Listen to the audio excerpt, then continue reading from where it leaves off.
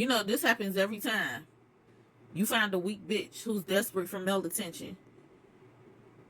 It starts out so cliche.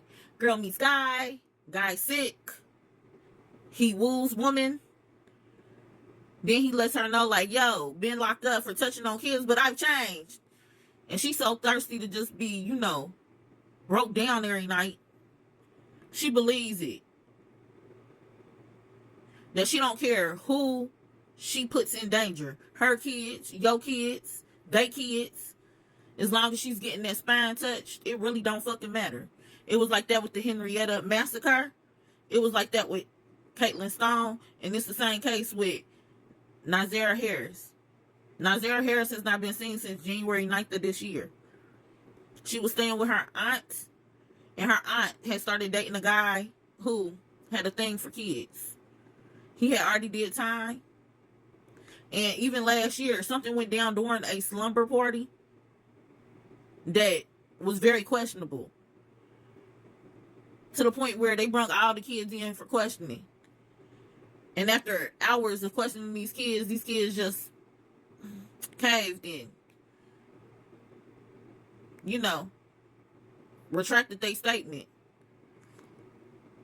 And it was even said before Naziyah went missing on the 9th, she was very close to telling on him. Because he had been doing sexual things to her. She was last seen January 9th, 2024. She walked off her school bus and was gone in thin air. She's from Detroit. They've been looking for her in the bandos, rivers, everywhere you name it. If it wasn't for a little girl who came into contact with her aunt's boyfriend in 2015 and finally decided to come forward after seeing Naziyah's case, he would still be out here living his best life. But see, this is my thing, right? He's locked up now. But I honestly feel like we got to do something about these women too, because they are just as guilty. They be knowing whole time that these men is like this. They be knowing. They be knowing and they just don't care. I feel like they should be in jail too. Because that should be like a child endangerment charge. And I also feel like they need to have a harsher sentence for these child abusers than just registering as an offender. Because that's not stopping them. And now we have a girl who is lost and family that cannot find her. And this story has so many twists and turns because it's still an ongoing development that I do not have nothing to really tell you. They've had a medium comment on it. The dad has unalived because he had heart failure. His heart just couldn't take it. It finally gave out. The aunt failed her. Failed her real bad. And now we got a baby out here that is just, I don't even know.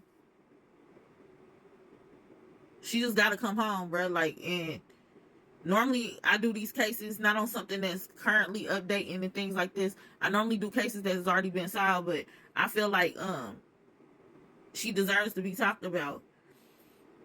Because so many times we don't talk about the ones that's lost. But I don't want her to ever be forgotten, because had her aunt not forgot about her and thought about herself, this shit wouldn't have never fucking happened. But her aunt needs to be locked the fuck up. Because you had that shit around her. It's crazy. And I'm just beyond pissed that people like this can even get kids. And then you got people screaming pro-life, pro-life, pro-life. What about kids like this? What about babies like this that's out in the world and they don't even get to fucking live? Like, what about this? What about the ones that's getting abused, like, right now? Y'all talking about ones in the womb, but what about the ones that don't even get a motherfucking chance that's made to suffer Like, what about them? This pisses me off so bad, y'all. Like, but I say her cousin Roxy, real MVP, been advocating for her as much as she can. But that aunt, oh yeah, her ass need to be locked the fuck up. And I said what I said, and I really don't give a fuck who felt any type of way. That aunt need to be locked the fuck up. Because how you had that man around him, and don't say you didn't fucking know. The fuck? We are down the street from where Naziyah Harris was last seen months ago when she stepped off a school bus and was never seen again. This is here on Detroit's east side. While working on this story, we met up with her cousin, who has been searching for what feels like forever at this point. And she says news of the warrant offers a little bit of promise. We have some members from the community that have taken it upon themselves. Following a lead on Detroit's west side, Mark DeAndre fired up a Facebook Live Thursday. He joined Naziyah Harris's cousin Roxy to search for the teenager who's been missing since January. Just going off of, the community concerns and things like that, and I took it upon myself to go check it out and just talk to the neighbors. So that's how we ended up over there. To know that people that are still tuning into this Facebook Live, they're still chiming in, they're still offering leads, they're still showing up when you guys need. How does that make you feel? It makes me feel great that I have support, because a lot of times I feel like I'm out here by myself. How helpful has your Facebook Lives been to keep Naziyah's name out there? I believe they've been very instrumental in uncovering information from within the nucleus of the family, specifically those inside the house with Naziyah, right? And uncovering a lot of information that's needed to be known. The impromptu search happened hours after the Wayne County Prosecutor's Office confirmed a warrant request is being reviewed with Detroit police. The evidence included in the warrant could be enough to file charges against a person of interest. Fox 2 has followed the search for the missing 13-year-old girl since she reportedly stepped off a school bus at 3 Mile in Cornwall and then vanished. In the months since, we have seen authorities canvassing a neighborhood near the Rouge River and family members searching for answers outside places like the Frank Murphy Hall of Justice.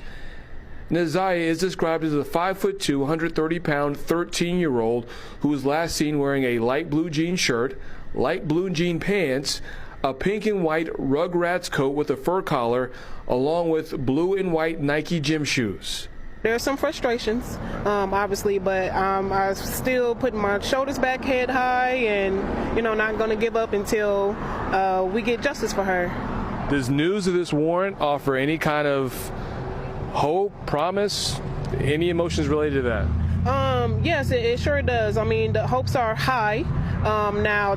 Because I got 2 sons, man, one 8-year-old and a 1-year-old. So it just worried me, man, that you can send your kids to school on the bus, public transportation that's provided by the school, and they may not come back home. That's just scary. Naziyah's cousin says she will continue to be out in the neighborhood, especially as new leads develop in this case. On Detroit's east side, I'm Brandon Hudson, Fox 2 News.